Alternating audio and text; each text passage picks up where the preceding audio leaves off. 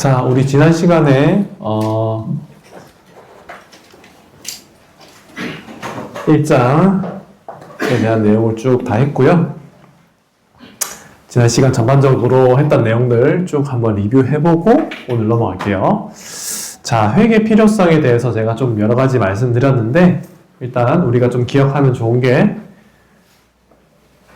자, 이 두 가지 이유에 대한 대답이긴 한데 첫 번째로 뭐였죠? 수탁 책임이 있기 때문에 두 번째로는 뭐였죠? 회계를 왜 배워야 된다고 했죠? 합리적인 의사결정. 디시전 메이킹이죠, 그죠? 디시전 메이킹. 합리적인 디시전 메이킹. 자, 결국에는 회계 정보라는 거는 유용해야 되는데, 이 유용하다는 거는 누구에 따라 다르다? 이해관계자. 그렇지. 자, 이해관계자는 크게 두 개로 나뉜다고 했어요. 외부, 내부. 자, 외부 중에서 누가 제일 중요하다? 투자자. 그렇지. 그 중에서도 무슨 투자자? 기관 투자자. 내부는 CEO, 직원 이런 사람들이 될 수 있고요. 자, 이해관계자에 따라서 회계는 분류가 된다. 어떤 거 있었죠? 첫 번째, 외부 이해관계자들에게, 투자자들에게 주는 거. 뭐를 배우는 거예요? 재무, 회계. 내부, 관리회계. 그 다음에 세무회계. 또 정부회계. 또 마지막 비영리회계. 오, 좋아요. 훌륭한데? 교양이 이 정도면 자, 회계학으로 다 오세요. 잘했어요. 자, 그리고요. 이제 국제화. 기업이 이제 해외로도 나가면서 해외 투자자들에게 이제 관심을 많이 받았는데, 이 국제화되면서 이슈가 됐던 게 회계 원칙이었어요. 그죠? 기업의 정보를 똑같은 기준으로 레포팅을 해줘야 해외 사람들도 이 기업, 우리 기업이랑 비교했을 때 괜찮네. 알 수 있잖아. 자, 두 가지 기준이 있었어요. 뭐였죠? IFRS. 영어가 나오니까 이제 잘 안 해. 그 다음에 GAAP, GAAP. 상장된 기업은 어느 거? IFRS. 비상장은 GAAP. 요 정도만 알아도 돼요. 그리고 IFRS가 우리 언제부터 도입됐다고? 2011년. 그래서 우리 역사가 짧아요. 그래서 재무회계에서 배우는 이 기준들은 계속 바뀌고 있다. 요거 말씀드렸죠? 네. 자, 마지막으로 회계 확장. 자, 회계 정보도 중요한데 요즘에는 뭐 더 중요하다? 회계 정보가 아닌 비회계 정보. 또 비계량 정보. 가장 대표적인 뭐 있었어요? ESG. 그렇죠. 환경, 사회, 지배구조. 이러한 것들이 화폐로 전환될 수 있는 다양한 기준들이 마련되고 있고, 언제부터? 2028년부터 우리나라에 의무화돼요. 30조 원, 자산 규모 30조 원 이상인 기업부터. 그래서 2028년부터는 이런 것들이 이제 공시되고 이런 것들에 대한 관심이 엄청 커질 거다. 이야기 드렸죠. 자, 이 정도로 리뷰를 하고 근데 훌륭해요. 그래도 잘 기억을 하고 있네. 자, 오늘 할 거는요. 이제 재무제표에 대해서 조금 깊이 볼 건데 재무제표는 5가지가 있습니다. 첫 번째, 재무상태표. 두 번째, 손익계산서. 세 번째, 자본변동표. 네 번째, 현금흐름표. 다섯 번째, 주석. 이 5가지에 대한 내용을 한 가지씩 이제 볼 텐데 이 내용들을 다 살펴보기에는 너무 시간이 많이 걸리기 때문에 조금 개념과 거기에 포함되어 있는 좀 핵심적인 내용들만 좀 간단하게 짚고 넘어가도록 할게요. 자, 이 5가지를 배우기 전에 우리 왜 재무제표가 만들어졌는지에 대해서 조금 이야기를 해볼게요. 사실 지난 시간에 했던 내용을 좀 중복이긴 한데 결국에는 재무제표를 만드는 이유가 뭐였냐? 자, 재무제표를 만드는 이유는 결국에는 회계 원칙에 따라서 템플릿을 만든다는 거예요. 여러분들이 이제 과제 낼 때 뭐 교과에 따라 다르지만 자, 이 템플릿에 맞춰서 과제를 내세요 이렇게 하죠. 그런 것처럼 기업들도 그 기업이 얼마나 잘했는지 못했는지를 템플릿을 딱 정해서 제출해야 되는 거예요. 그게 바로 뭐다? 재무제표다. 왜 그런 게 만들어졌냐? 왜 만들어졌냐? 이해관계자들에 따라서 뭐가 다르다? 뭐가 달라요? 입맛이 다르죠? 수요가 다르죠? 어떤 게 중요한지 다르잖아. 그걸 뭐라고 했죠? 두 글자로? 이해관계자들에 따라서 입맛이 다른 걸 제가 두 글자로 뭐라고 했죠? 필요.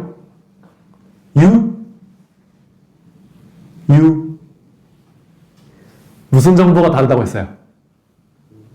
다양한 회계 정보들이 있는데 이해관계자들마다 다 입맛이 다르다.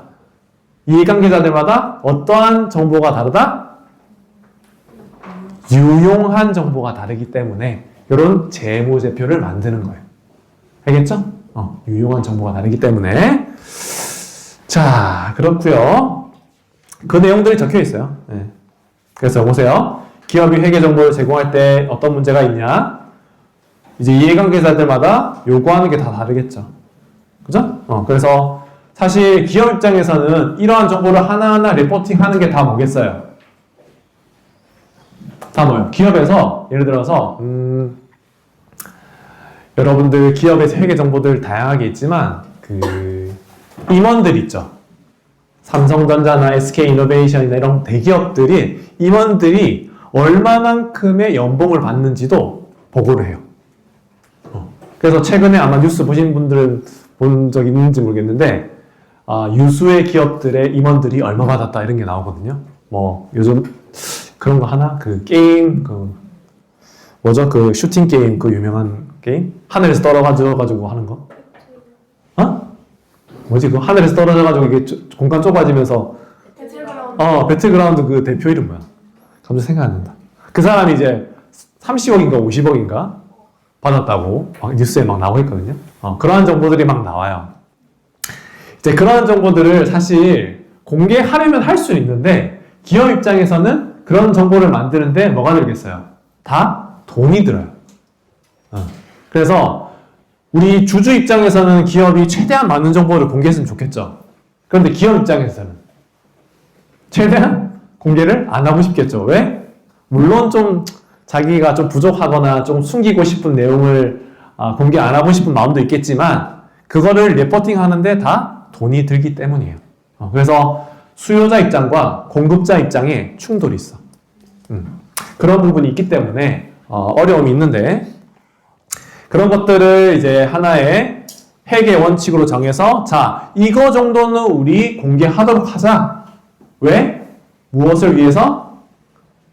주주들의 합리적인 의사결정을 위해서 이 정도까지는 공개해야 되지 않니? 라는 걸 정한 게 뭐? 회계 원칙이라고.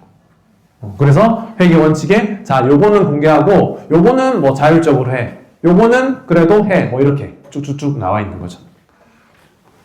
그래서 우리는 과거에 그러한 일반적인 목적의 재무보고라는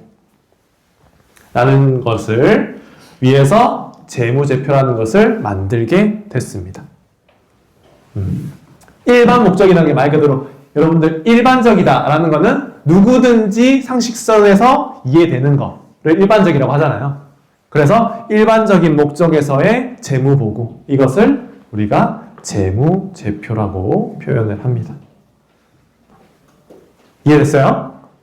결국에는 다양한 이해관계자들의 유용한 정보들을 제공하기 위해서 일반적으로 수용되는 원칙을 만든 게 뭐다? 재무제표다.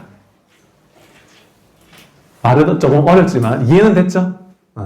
자, 그래서 여기에는 이제 5가지 내용들이 있는데 그 5가지 내용들에 포함되어 있는 게 이런 것들. 재무 상태, 경영 성과, 자본 변동 뭐 이런 것들이 있는데 하나씩 뜯어서 보도록 합시다. 자, 일단 여러분들 아직 젊어서 아픈 데가 별로 없겠지만 건강검진이라는 걸 하게 됩니다. 나이가 들면. 저는 이제 2년마다 건강검진을 해야 되는데 건강검진을 하게 되면 여러분들의 이제 상태를 보잖아요. 뭐 예를 들어서 우리 인바디는 여러분들 다 해봤죠? 인바디 하면 어떤 정보들이 있죠? 인바디 하면 일단 키, 몸무게, 또 체지방률, 또 BMI. 맞아요. 그런 상세한 정보들이 있죠? 그래서 기업도 똑같이 건강검진을 받는다고 생각하면 돼요. 언제? 기말에 12월 31일자에 그 기업이 어떤 상태인지를 보여주는 게 뭐냐? 재무 상태표예요.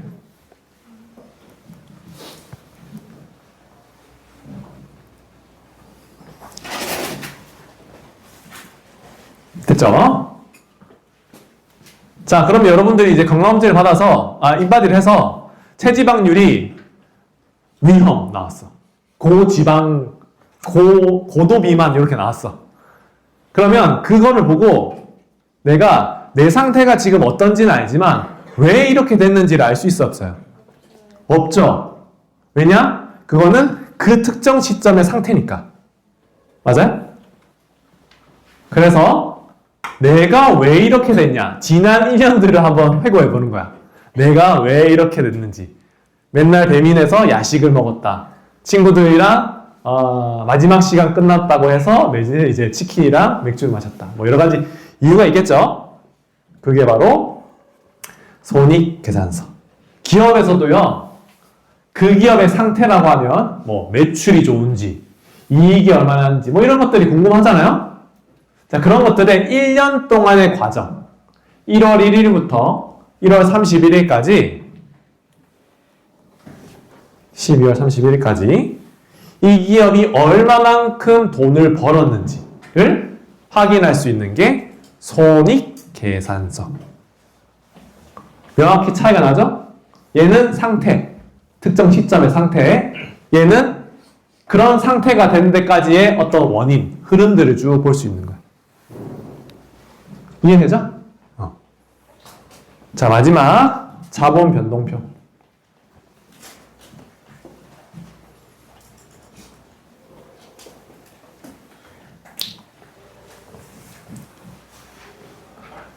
기업이 이제 살아가려면 가장 필요한 게 뭘까요? 기업이 계속적으로 살아가려면 뭐가 필요해요? 돈이 필요하죠. 그죠? 그러면 그 돈을 조달하는 방법은 두 가지가 있어요. 첫 번째, 상장을 할 수도 있고요. 또 빌리거나 또 투자를 받을 수 있어요. 그죠? 상장이나 투자는 이제 같은 선상이라고 보고, 남에게 빌리는 거냐 아니면 자기 순원위에서 투자를 하느냐, 이 두 가지 방법이 있어요. 자, 자기 주머니에서 나온 돈, 그게 바로 자본이에요. 자본. 나의 주머니에서 나온 돈, 요게 자본이에요. 자, 그러면 그 조달했을 때 예를 들어서 내가 주주인데 그 기업이 내 돈 가지고 얼마만큼 잘 운영을 했는지가 궁금하겠죠? 내가 투자를 했어요. 삼성전자에 100만 원. 그게 나의 현금 전부야. 그러면 얼마만큼 그 100만 원을 소중하겠어요? 그죠? 그래서 이 자본에 대한 변동이 어떻게 됐는지를 좀 자세하게 적혀 있는 게 자본 변동표. 알겠죠? 내 돈의 흐름. 현금 흐름표. 살아가려면 그 기업이 살아가려면 필요한 게 현금이라고 했잖아요. 그래서 현금의 출입, 그러니까 나가고 들어온 거에 상세한 내용을 보여주는 게 현금 흐름표. 자, 이 자본과 현금은요, 둘 다 이 재무 상태에 포함되는 계정 항목이에요. 이거 나중에 또 설명을 드릴게요. 자, 그러니까 다시 요약하면 상태와 흐름을 보여주는 게 요게 양대산맥인데, 여기에 있는 내용 중에 조금 더 중요한 자본과 현금을 따로 어떻게 변하는지를 자세하게 적어둔 게 요 두 가지다. 됐죠? 그리고 마지막으로 주석. 풋노트라고 하는데 여러분들이 레포트 같은 거 쓰면 주석을 달잖아요. 밑에. 그 주석이 뭐예요? 그 단어에 대한 의미를 자세하게 풀어서 적는 거잖아. 그지? 그런 것처럼 여기에 다양한 계정들이 있는데 그 계정들에 대한 설명을 자세하게 풀어놓은 거. 주석. 그래서 주석이 이렇게 작게 적혀 있지만 사실 이 주석을 얼마만큼 잘 해석하느냐가 사실 재무제표에 대한 이해 능력이 얼마만큼 있고 없고의 차이를 분간해요. 사실 위에 있는 거는요. 사실 많은 정보를 제공하지만 구체적인 의사결정을 할 수 있는 자료를 좀 주기에 어려운 부분이 있어요. 그래서 이 주석을 상세히 보는 게 굉장히 중요합니다. 자, 그래서 우리 다트에 한번 들어가 봤나요? 안 들어가 봤죠? 우리 다트에 한번 들어가 보시면요. 자, 재무제표는 무료로 볼 수 있어요. 모든 기업에 대한 재무제표를. 자, 다트에 들어가시면 이렇게 검색할 수 있는 창이 있는데 여기에 원하는 기업명을 치면 이렇게 밑에 자료가 쭉 나오거든요. 사회이사, 선임, 뭐 정기주주총회 결과 뭐 이런 것들이 쭉 나오는데 우리는 정기적으로 공시하는 내용만 보고 싶어. 사업보고서를 누르면요. 이렇게. 와우. 여기 있는 내용들이 다 뭐다? 회계 정보인 거예요. 회계 정보. 자, 이 회계 정보 중에 쭉 내리다 보면 여기 왼쪽에 연결 재무제표는 넘어가고 여기 밑에 그냥 재무제표 돼 있는 게 있어요. 요거를 클릭을 딱 하시면 재무상태표, 손익계산서, 자본변동표, 현금흐름표 이렇게 네 가지가 나오죠. 자, 요거는 일단 지금 우리는 빼고 요 네 가지가 나오죠. 그 다음 밑에 주석 총 5가지 이게 나오는데 여기 보시면요. 이런 식으로 나와 있어요. 자, 삼성전자는 우리나라의 1위 기업이죠. 1위라는 게 뭐예요? 가장 돈도 많고 이익도 많이 내는 기업이에요. 자, 얼마나 내는지 볼까요? 자, 자산. 얼마만큼의 자산을 가지고 있냐?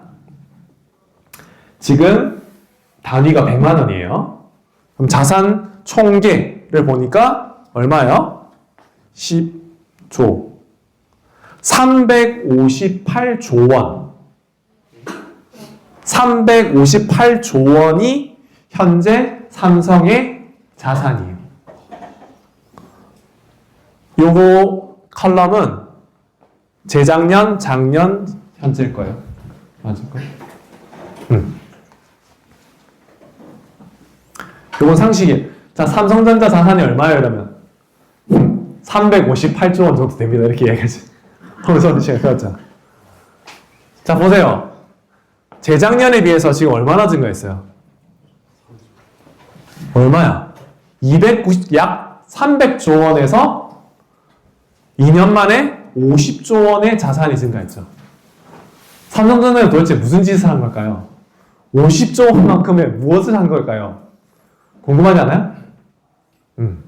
이런 것들이 궁금하면 그 밑에 있는 항목들을 보는 거죠. 야, 여기 위에 있네. 위에 있는 항목들. 한번 보세요. 아직 우리 계정 항목들은 하나도 안 배웠으니까 모르겠는데 뭐가 많이 증가했냐? 보니까 요 유동자산이라는 게 지금 엄청 계속 증가한다. 그지? 뭐가 증가했어? 와, 대박. 현금이 6조 원에서 12조 원으로 증가했네. 6조가 증가했어. 6조. 현금만. 현금. 뭔가를 팔았기 때문에 그만큼 현금을 받았겠죠. 그죠? 그만큼 이 기업의 유동성이 굉장히 활발해졌어요. 그 이유가 뭐겠어요? 왜 이렇게 현금이 많아졌을까? 지금 AI로 인한 반도체 수요가 폭발했죠. 그죠? 돈을 싸들고 와요, 사람들이. 전 세계에서. 반도체 만들어달라고. 그러니까 이제 현금이 폭발하는 거죠. 장사하는 입장에서 거래처를 선택할 때 좋은 거래처를 선택하는 거의 기준이 따박따박 내가 원하는 제품 납품하고 돈도 따박따박 주는 사람들 정하지 않겠어요? 그러니까 이렇게 경쟁력 있는 회사는 현금이 이렇게 증가. 자, 이렇게 재무제표에 대한 내용을 보는 겁니다. 자, 그러면 남의 돈, 부채는 얼마가 되는가 볼까요? 부채 총계를 보시면 72조 원에서 100조 원, 약 30조 원의 부채가 증가했네요. 아까 자산이 얼마만큼 증가했어요? 한 60조 원 증가했죠. 자산의 증가 60조 원 중에 30조 원은 부채에서 당긴 거고 30조 원은 뭐겠어요? 자본, 투자를 받은 거. 이렇게. 자, 요거에 대한 자세한 내용을 보고 싶다. 그러면 예를 들어서 여기 주석 4번, 7번 이렇게 적혀 있죠? 여기. 현금이 왜 이렇게 증가했는지를 보고 싶다라고 하면 주석 4번, 28번에 가보시면요. 현금이 어떤 항목이 증감했는지를 자세하게 설명해 두었어요. 이렇게 적혀 있는 거예요. 그래서 왼쪽에 가시면 주석 네. 잔금리 뭐 해제됐다. 뭐 말은 지금 아직 모르겠지만 현금성 자산이 어떤 항목으로 세분화되어 있고 이게 어떻게 변화했는지를 나타내고 있습니다.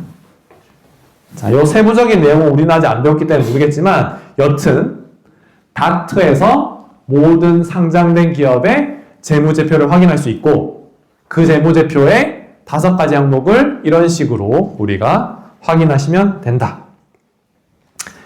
자, 손익계산서도 한번 볼까요? 손익계산서 얼마일까? 얘는 도대체 매출액을 얼마나 내고 있을까? 2025년도에 238조 원. 238조 원의 매출을 냈습니다. 매출도 드라마틱하게 지금 증가하고 있죠. 매년 30조 원씩 증가한다는 게 현실적으로 쉬운 일이 아닌데 30조 원씩 지금 매출이 증가하고 있어요. 삼성전자는 자, 이런 것들을 이제 파악할 수 있는 겁니다.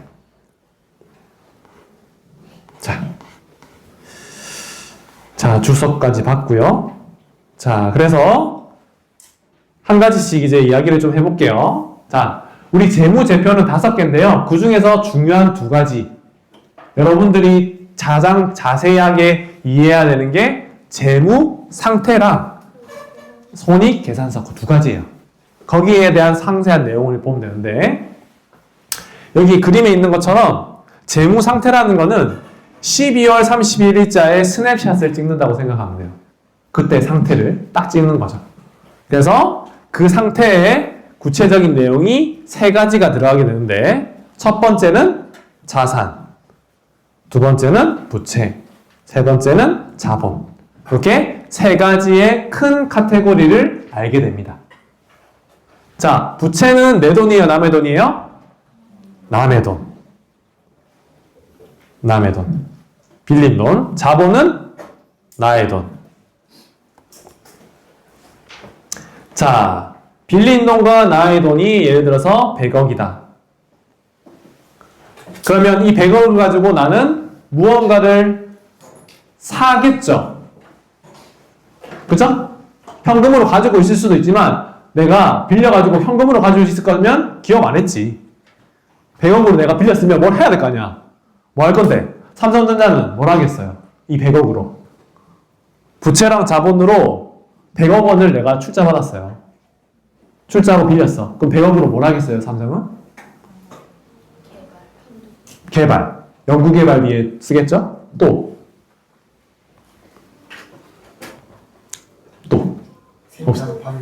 생산 판매? 예? 쓴다? 판매에 쓰겠죠. 그죠? 판매하려면 구체적으로 뭐 어떤 게 필요해요? 판매하려면. 인건비? 판매와 관련된 인건비가 있을 수도 있죠? 그죠? 판매 부서에서 일하는 직원들의 인건비. 또, 운송비 뭐 이런 게 있을 수 있겠다. 판매 관련된 운송비. 우리가 비용이라고 하면 크게 두 가지로 나뉘어요. 한 가지는 생산 제조와 관련된 비용과 또 한 가지는 판매와 관리와 관련된 비용. 이렇게 크게 두 가지로 나뉘거든요. 지금 이야기했던 거는 판매와 관련된 거예요. 판매하기 전에 일단 뭘 해야 돼요? 만들어야 되겠죠. 만드는데 들어가는 비용이 또 있을 거 아니야. 돈. 뭐가 있어요? 재료비. 일단 반도체를 만들려면 뭐가 필요해요? 반도체를 만들려면 뭐가 필요하죠, 여러분? 공장이 필요하죠? 공장도 살 수도 있고, 또, 재료는 어떤 재료가 필요해요? 반도체 만들려면 무슨 재료가 필요하죠? 근데, 웨이퍼, 실리콘이 필요하잖아? 그지? 실리콘. 그리고 그 실리콘에 빛을 쬐가지고 노광하는 뭐가 필요해요? 기계 장치가 필요하죠. 그런 것도 사야 될 거 아니야. 그런 것들을 이제 사면 뭐가 된다? 자산이 된다. 오케이? 자, 그래서 남의 돈과 나의 돈 이렇게 100억을 내가 조달을 해서 그거를 내가 생산하고 판매하는데 필요한 것들을 구매한 다양한 요소들. 그게 바로 자산. 자, 그럼 당연히 자산은 부채 플러스 자본과 같겠죠. 그죠?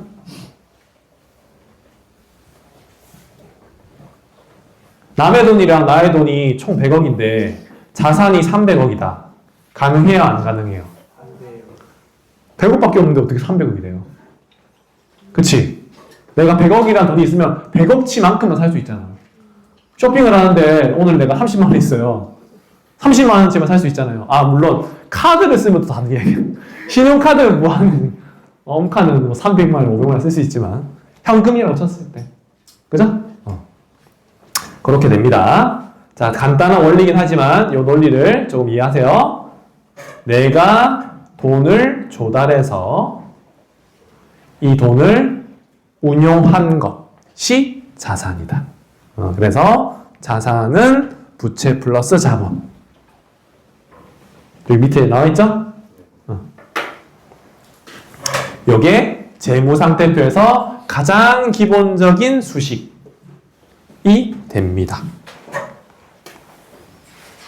자, 그래서 수치로 보면 내가 2억을 빌렸고요. 3억을 어디서 출자 받았어요. 투자를 받았어요. 자, 그러면 총 자산은 5억이 되고요. 자, 처음에 이게 조금 이해 안 될 수 있어요. 출자 받았다는 게 이거 부채 아닌가요? 이렇게 볼 수도 있잖아. 출자 받았다. 응? 안 이상해요? 은행에서 내가 돈 빌리는 거는 부채고 주주들한테 돈 받는 거는 자본이고 이상하죠? 안 이상해요? 얘도 부채일 것 같지 않아요? 왠지? 아니야? 그럼 됐어요. 처음에 나는 헷갈렸거든. 처음에 돈을 받는데 얘는 은행에서 받는다고 해서 부채고 투자자들한테 받는다는 건 또 자본이고 왜 그렇지? 얘도 부채 아닌가? 라고 생각을 했어요. 근데 부채는 뭘 해야 되죠? 이자를 내고 상환을 해야 되죠. 얘는 상환을 안 해도 되잖아. 얘는 결국에는 이 돈은 그 기업의 실제적으로 근간이 되는 돈이기 때문에 따로 상환을 할 필요는 없어요. 왜? 그 주주들에게 내가 뭘 주기 때문에 배당금도 주고 그 가치가 올라가게 되면 또 나중에 팔아서 이익 실현을 시킬 수 있잖아요.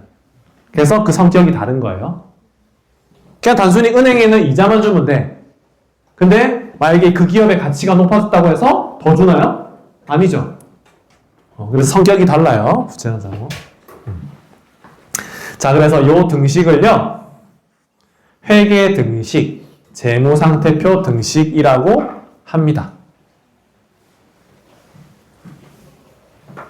됐죠? 자, 그렇게 어렵지 않고. 자, 그럼 어떤 녀석들이 있는지 간단하게만 볼게요. 자, 자산이라는 것은 기업의 영업 활동을 하기 위해 소유하고 있는 경제적인 자원. 이거 너무 아프다.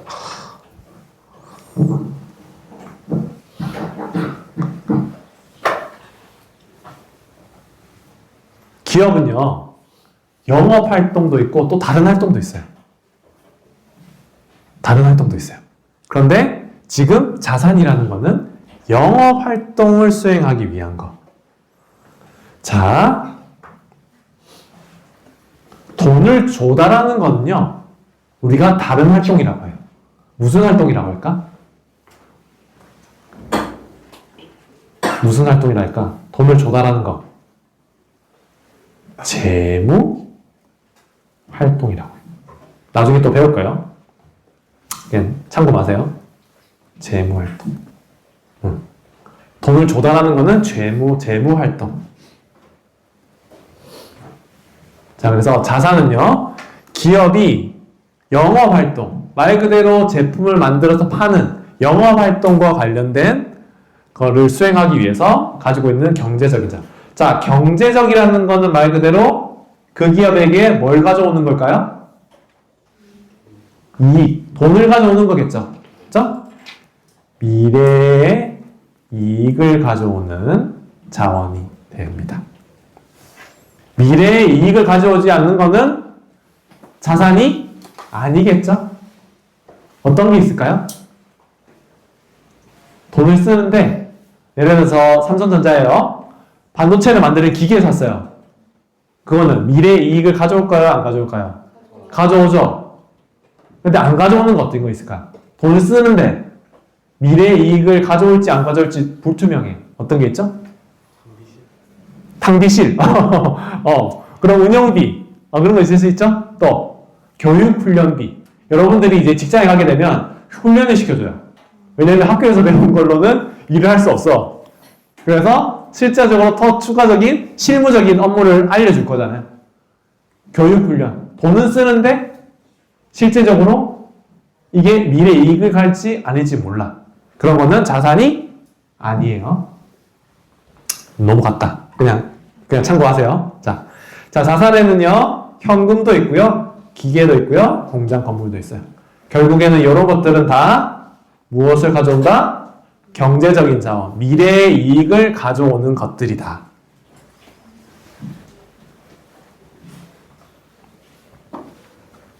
자, 부채는요, 상대방으로부터 현금이나 상품, 제품과 같은 재화나 용역. 여러분들 재화랑 용역의 차이는 아나요? 모르나요? 자, 상품과 제품, 요거는 좀 설명이 힘든데. 그냥 자, 여러분들 마트에 갔어요. 마트에 가면 우리가 뭐 떡볶이, 뭐 여러 가지 먹을 거 사잖아요. 그런 것들은 뭐예요? 재화. 이 중에서도 상품이에요, 상품. 왜 상품이냐? 제품이 아니라 왜 상품이냐? 마트에서 파는 거는 그 마트가 직접 만든 거예요? 아니면 어디서 가져온 거예요? 사온 거죠. 그래서 걔는 상품이라고 하고요. 내가 직접 만들어서 팔아요. 그거는 제품이라고 해요. 상품, 제품 차이 알겠어요? 자기가 직접 안 만든 거는 상품. 사가지고 내가 떼다 파는 거는 상품. 직접 만드는 거는 제품. 자, 이런 것들을 재화라고 하고요. 말 그대로 제조업. 오케이? 상기업. 이런 것들이 이런 재화를 판매하고요. 자, 용역이라는 건 뭐냐면 용역을 쓴다. 무슨 의미예요? 사람을 쓴다. 그게 다른 말로 서비스업이라는 거예요. 서비스업. 뭐 이런 거 있죠? 뭐 청소를 대행해주는 서비스. 뭐 이런 거 있잖아. 그죠? 뭐 이사를 가게 되면 청소를 해주잖아. 그런 것들. 그런 것들이 다 용역이라고 합니다. 자, 그래서 현금을 빌리는 것만이 부채가 아니에요. 어떤 재화를 받았거나 아니면 그런 용역을 받았어요. 그러면 그런 것들도 나중에 대가를 아직 지급하지 않았으면 다 부채가 되는 거예요. 경제적인 의미. 자, 이 경제적이라는 건 뭘까요? 미래 이익이 어떻게 되는 거죠? 증가하는 거 있어요? 감소하는 거 있어요? 감소한다는 거죠. 결국엔 내가 미래에 부채에 관련해서 뭔가 줘야 될 거 아니야. 현금을 주든 현금이 없으면 자기가 일이라도 해야 될 거 아니야. 그죠? 그게 부채입니다. 자, 자본.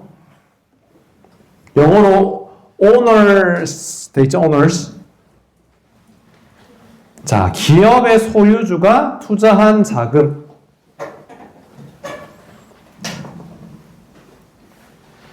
영업활동을 통한 자금의 증가분.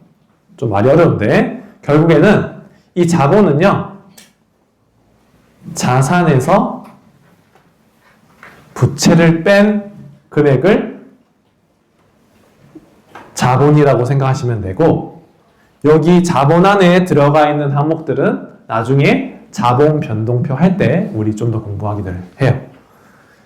일단 자본은 그 소유주가 투자한 자금이나 투자를 받은 것들, 이런 것들이 포함되는데, 자, 일단 요 등식에 따라서 자산에서 부채를 빼면 자본이 남는다. 이 정도로만 이해하고 넘어갈게요.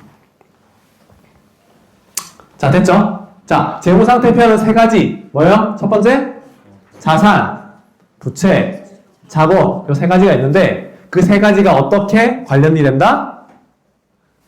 부채와 자본은 돈을 어떻게 하는 거다? 조달하는 거다. 조달해서 필요한 걸 사는 거, 운용하는 걸 뭐다? 자산이라고 한다. 그래서 자산 이꼴 부채 플러스 자본이 생성된다. 그걸 네 글자로 뭐라고 한다? 회계 등식이라고 한다. 됐죠? 자, 조금 더 우리 딥하게 들어가서, 자, 자산은 유동과 비유동으로 나뉘어요. 부채도 유동과 비유동으로 나뉘어요. 자, 비유동이라는 말 그대로 변화하지 않는다는 거죠. 유동은 변화한다는 거예요. 자, 그 기준이 뭐냐? 1년. 자, 쉽게 설명해서 유동자산은요 1년 내에 현금화가 가능한 것. 비유동은 뭐겠어요? 1년 초과해서 현금화가 가능한 것. 자, 예를 들어서 아까 삼성전자 우리 반도체 만드는 기계를 샀어요. 그럼 그 기계는 1년 내에 현금화가 될까 안 될까? 돼요? 안 돼요? 현실적으로는 되죠. 팔면 되잖아. 1년 내에. 그런데 일반적으로는 그 몇백억, 몇천억짜리를 사서 1년만 쓰고 팔까? 아니죠. 계속 쓰겠죠. 그래서 그러한 기계장치는 비유동 자산이에요. 현실적인 거와 다르게 일반적인, 우리 아까 뭐랬어요? generally accepted 된 게 뭐였어요? 재무제표였잖아? 일반적으로 기계장치는 비유동 자산. 그러면 유동자산은 뭐가 있을까? 현금은 당연히 뭐겠어요? 유동자산이겠지. 또 뭐 있어요? 유동자산. 1년 안에 현금화할 수 있는 자산 뭐가 있을까?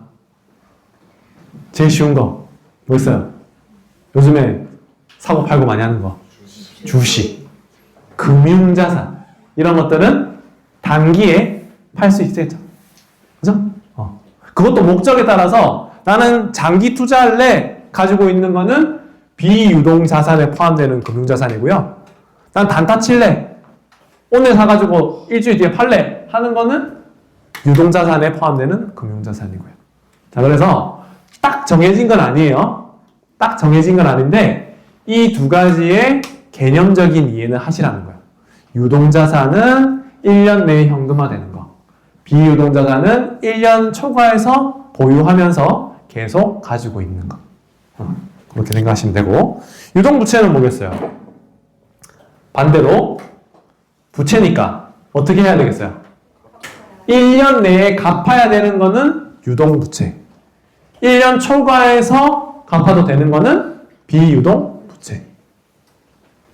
여러분들 모르겠어요. 여기 있는 친구들이 저금을 얼마나 하는지 모르겠는데 적금 같은 걸 들거나 아니면 우리 예금 같은 걸 들면 우리가 일정 기간 단기적으로 가지고 있어도 되는 게 있고 장기적으로 가지고 있어야 되는 게 있죠.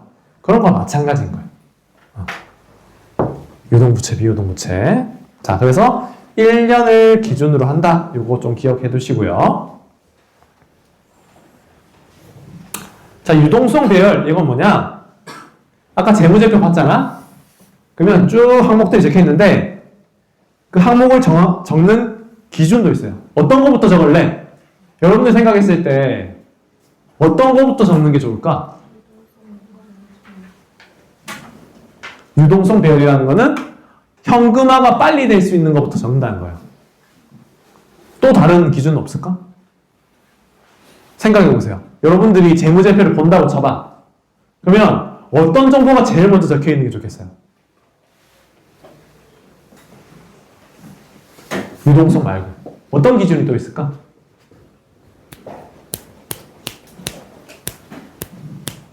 힌트를 주면 이해관계자들은 유용한 정보가 다 다르죠. 그러면 어떤 것부터 적는 게 좋을까? 그 기업의 사이즈가 큰 금액 순으로 적을 수도 있을 거 아니에요? 자산이 여러 가지가 있는데 그 중에서 가장 큰 비중을 차지하는 게 뭘까가 궁금하지 않겠어요? 그죠? 크기 기준. 또 가나다 순서. 그런 것도 되죠. 가나다 순서도 괜찮고. 그죠? 또 중요도 순서. 그러니까 그 자산에서 중요하다고 생각하는 그 기준이 다 다를 수 있잖아요. 근데 일반적으로 자산에서 어떤 항목이 중요한지가 만약에 정해져 있다고 치면 그 중요도 순서대로 적을 수도 있겠죠.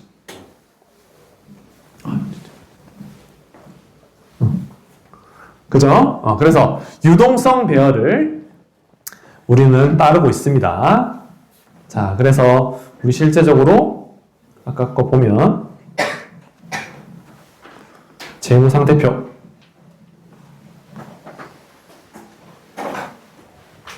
비유동자산이 먼저 적혀있지 않고 유동자산이 먼저 적혀있죠.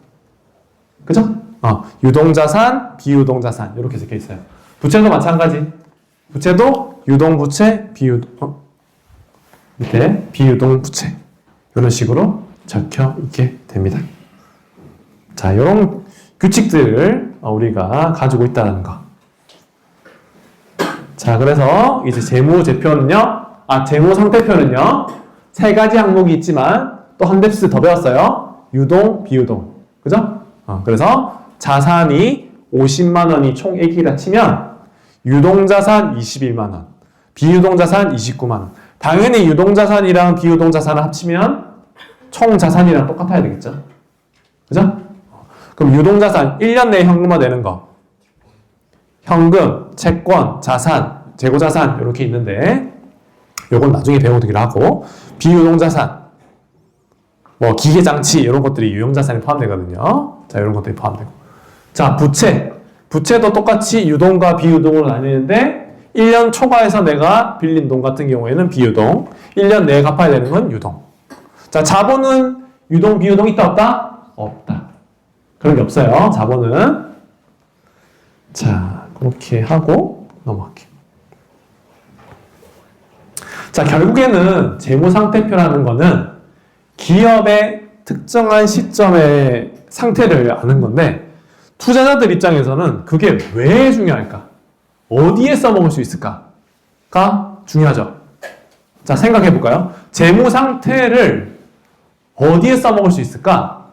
일단 자산, 부채, 자본에 대한 성격을 우리가 알아야 그걸 알 수 있을 텐데 첫 번째, 투자자는 내 돈을 투자할 때 그 기업이 건강한 상태인지 아닌지를 판단해야 되겠죠. 자, 자산이 커요. 그래서 1,000억이야. 그런데 그 기업은 좋은 기업에서 내가 투자해야 되냐? 아닐 수 있다는 거예요. 자, 두 가지 이유가 있죠. 첫 번째, 부채가 얼마나 많은지. 자, 1,000억이라 하더라도 부채가 그 중에 90%예요. 그러면 그 자산은 자기 게 아닌 거죠.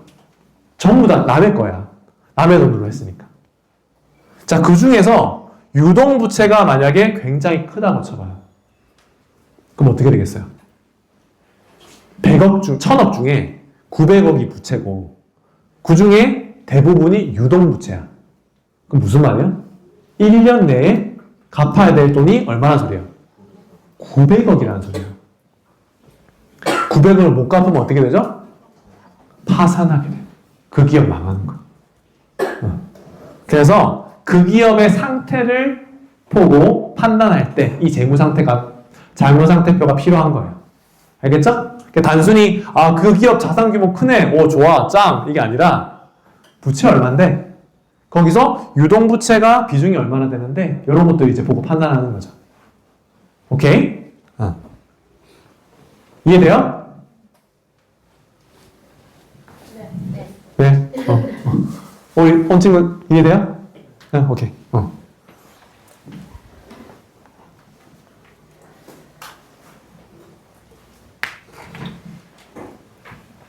또 어떤 게 또 유용할 것이냐? 우리가 일반적으로 그 주식이라는 건 뭐죠? 그 기업의 가치를 뜻해요.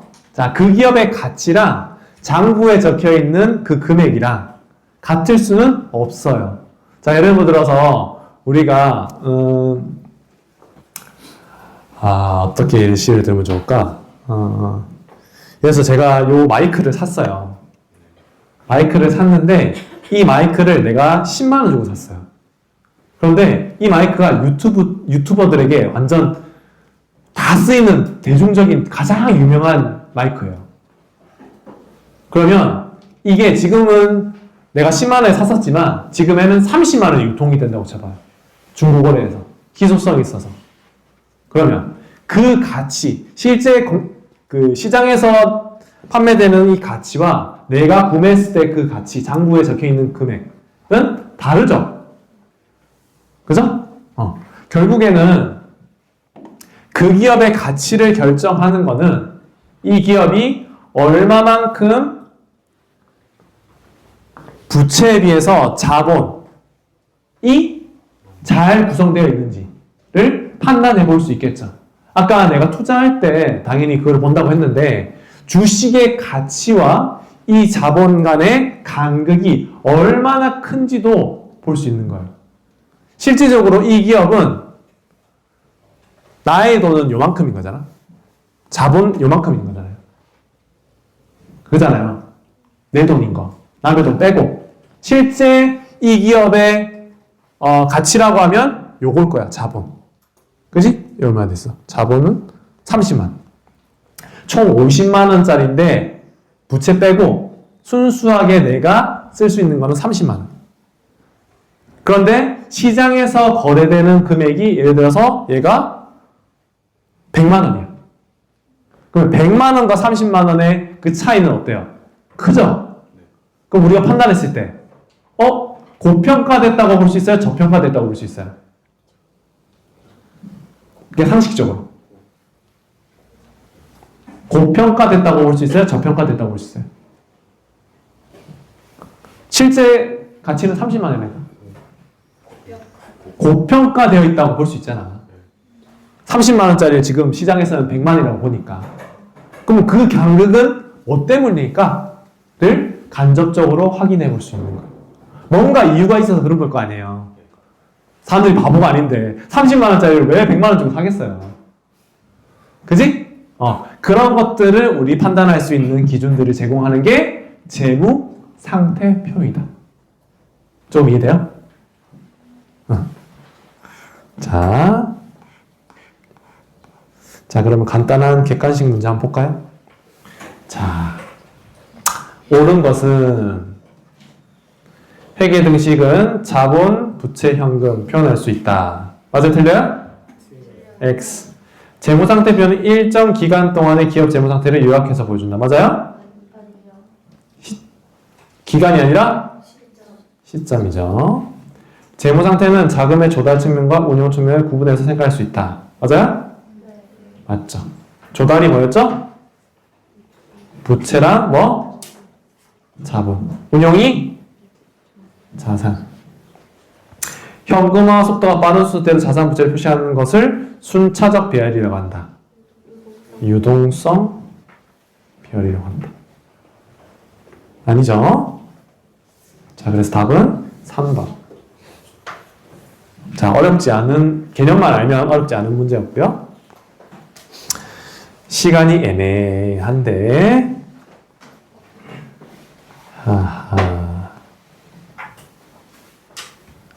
인트로만 하고 마칠게요. 자, 손익계산서는 아까 흐름이라고 했죠? 내가 왜 이렇게 살쪘지? 이걸 이제 파악해 보는 거야. 어? 자산, 부채, 왜 이렇게 증감한 거지? 이걸 보는 거예요. 자, 이 손익계산서라는 거는 결국에는 요 틀이에요. 매출 빼기 비용은 2. 요거 끝이에요. 자, 매출은 내가 1년 동안 열심히 영업해서 파는 거. 매출액이라는 건 알죠? 자, 그 중에서 비용.